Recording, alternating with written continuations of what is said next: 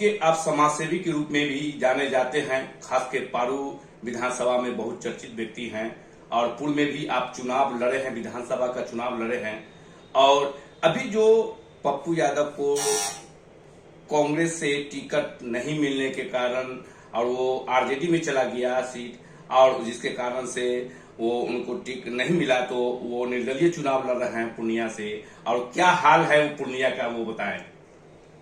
सबसे पहले तो बहुत बहुत धन्यवाद, आभार आपका कि आप मेरे तक पहुंचे हैं अपने सोशल मीडिया ब्लॉग चैनल के माध्यम से। हजारों साल नरगिस अपनी बेनूरी पर रोती है, बड़ी मुश्किल से होता है चमन में दीदावर पैदा। पप्पू यादव एक ऐसा कोहिनूर मिला हुआ है इस बिहार को। मैं पूर्णिया की उस धरती को नमन करता हूं जिसने पप्पू यादव ऐसा वीर पैदा किया है। मैं पूर्णिया के तमाम आम जनमानस, गरीब गुड़वा, ठेला वाला, रिक्शा वाला, पटरी वाला, वहां के सारे प्रबुद्ध वर्गों, डॉक्टर, इंजीनियर, शिक्षित समाज, महिलाओं, छात्र, नौजवानों से करबद्ध प्रार्थना और विनती करता हूं कि पूर्णिया इस देश में एक मिसाल कायम करेगा। 543 के लोकसभा के सदन में पूर्णिया इस बार एक रिकॉर्ड बनाने जा रहा है।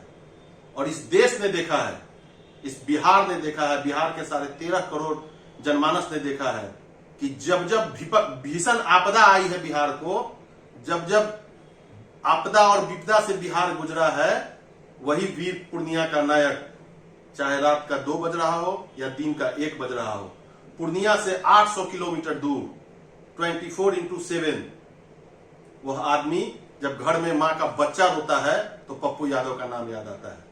ऐसे वीर नायक को अगर बिहार के सदन में बिहार की जनता नहीं पहुंचाती है तो इससे बड़ा दुखदायी क्षण कुछ नहीं होगा। मुझे पूर्ण विश्वास है पूर्णिया के तमाम आम आवाम पर कि अपने नायक को जिता के पूर्णिया से और भारत के लोकसभा के सदन में अवश्य भेजेंगे। लोग मतलब कि देख रहे हैं कि मुस्लिम भी खफा हो रहे हैं, लोग बता रहे हैं कि 2 सीट मिला है। सिवान में मतलब कि जो साबुद्दीन जी की पत्नी को भी टिकट न मिला है, जिसे निर्दलीय वो घोषणा कर चुके हैं निर्दलीय चुनाव लड़ेंगे। और आरजेडी से चुनाव 3 बार लड़ी हैं तो मतलब कि वो हार हुई है। और ये मतलब कि तो पप्पू यादव जी घोषणा कर चुके हैं कि मतलब शाहबुद्दीन जी की पत्नी को हम लोग समर्थन करेंगे, सपोर्ट करेंगे जाकर। ये किस तरह का है? अरे ये तो बहुत अच्छा मौका है हमारे अकलियत के भाइयों को और मुस्लिम समुदाय को। अभी अभी जाति जनगणना सरकार ने कराई है, इस नीतीश कुमार ने करवाया है। 18% मुसलमानों के लिए इससे सुनहरा अवसर नहीं मिलेगा कि वो अपना जनप्रतिनिधि अपने समाज, अपने बीच से निकाल के बाहर भेजे, सदन तक पहुंचाए, जो उनकी आवाज को उठाता है। इससे अच्छा मौका मुसलमान भाइयों के लिए दूसरा कोई नहीं हो सकता है। और बिहार के 40 लोकसभा में सबसे बड़ा एग्जाम्पल 2 लोकसभा क्षेत्र बनेगा, पहला पूर्णिया और दूसरा सीवान। अपने इकबाल को जगाने का ये अकलियत के भाइयों को मौका है, जिसको वो साबित करें और सरकार के आंख को खोलें कि मेरे लिए जो खड़ा रहा है मैं उसके लिए खड़ा हूं। देखिए कि ईद के मिलन समारोह में भी पहुंचे हुए थे, लोगों ने उनको मुख्य अतिथि के तौर में बुलाया है, वो लोग गले मिल रहे थे और भावुक हो गए थे।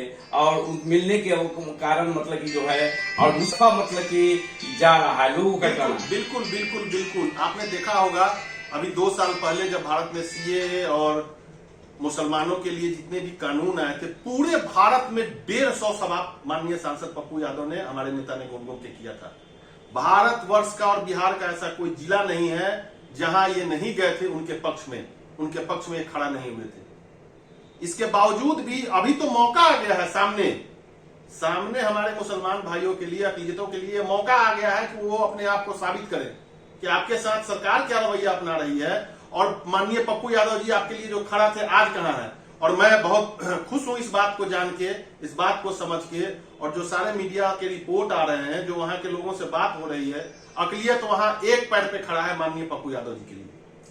देखिए मैं ब्रह्मा नहीं हूं, मैं कोई भविष्यवक्ता नहीं हूं, मैं पंडित भी नहीं हूं, ना मैं निर्वाचन आयोग से सर्टिफिकेट इशू करने का अथॉरिटी हूं। 100% पप्पू यादव जी पूर्णिया से जीत रहे हैं, 1% में नहीं जानता हूं। एक तरफ महागठबंधन के मतलब की उम्मीदवार है, एक तरफ एनडीए के उम्मीदवार है, इस बीच में निर्दलीय है। महागठबंधन के जो उम्मीदवार है, सबसे पहले तो उनका प्रोफाइल आप देख लीजिए ना। महागठबंधन इससे पहले वहां राजद ने कब उम्मीदवार दिया था? बिहार में महागठबंधन का मतलब है राजद। राजद वहां इससे पहले कब उम्मीदवार दिया था। इसी पूर्णिया ने पप्पू यादव को 5 बार जिताया है। मैं नमन करता हूं उस धरती को जिसने इस वीर नायक को पैदा किया है, जिसने पूर्णिया को राष्ट्रीय फलक पे ला दिया। आखिर उसी पूर्णिया ने 5 बार इंडिपेंडेंट जिताया है ना। 1990 से संसदीय जीवन की शुरुआत निर्दलीय इसी पूर्णिया ने पप्पू यादव की करवाई थी ना। तो इसके बाद कुछ बोलने का तो जगह बचता नहीं है। पूर्णिया देश को एग्जाम्पल देगा, बिहार में मिसाल कायम करेगा। तब लोकसभा के चुनाव के बाद फिर का चुनाव, क्या आप तैयारी कर रहे हैं? बिल्कुल मैं जा रहे हैं। बिल्कुल मैं लगातार क्षेत्र में हूं। मैं तो डिस्ट्रिक्ट हेडक्वार्टर में बैठा हुआ हूं। मैं हर तीसरे दिन अपने क्षेत्र में होता हूं। मेरे क्षेत्र के सारे जनता हमारे टच में है। हम उनके इस इलेक्ट्रॉनिक युग में हर आदमी एक दूसरे के टच में होता है। उसी माध्यम से तो आप भी मेरे तक पहुंचे हैं। पारू मेरे लिए सर्वोपरि है और पारू में परिवर्तन 2025 में होके रहेगा। बिल्कुल पूरा विश्वास और समर्थन मिल रहा है एकदम। जनबल बहुत बड़ा बल है और जनता जिसके साथ रहेगी ये परिणाम बताएगा कि पारू में क्या होगा। पारू का जनता वहां के जनप्रतिनिधि से आकुल हो चुका है। उनके रवैये से, उनके गतिविधि से बेचैन है वहां की वहां कोई विकल्प, हमको मजबूत विकल्प मिले जहां हम अपनी सवारी करें। मैं एक बार फिर तमाम बिहार वासियों से, खासकर सीमांचल और पूर्णिया जहां से हमारे जननायक, हमारे राष्ट्रीय अध्यक्ष माननीय पप्पू यादव जी चुनाव लड़ रहे हैं, 26 तारीख को, 26 अप्रैल 2024 को मैं एक एक जनमानस पूर्णिया से अपील करता हूं कि आप अपना मत का प्रयोग माननीय सांसद पप्पू यादव जी के लिए कैंची छाप पर जाकर अवश्य करें। बहुत बहुत धन्यवाद, बहुत बहुत आभार आपका। मैं तमाम जनमानस से रामनवमी की हार्दिक शुभकामना। कण कण में बसे हैं राम और मर्यादा पुरुषोत्तम, इनकी शुभकामना मैं देता हूं और मैं अपील करता हूं कि समाज में समरस समाज बनाए रखने की कामना हो। एक एक लोग में भाईचारे का मैं अपील करता हूं। बहुत बहुत धन्यवाद।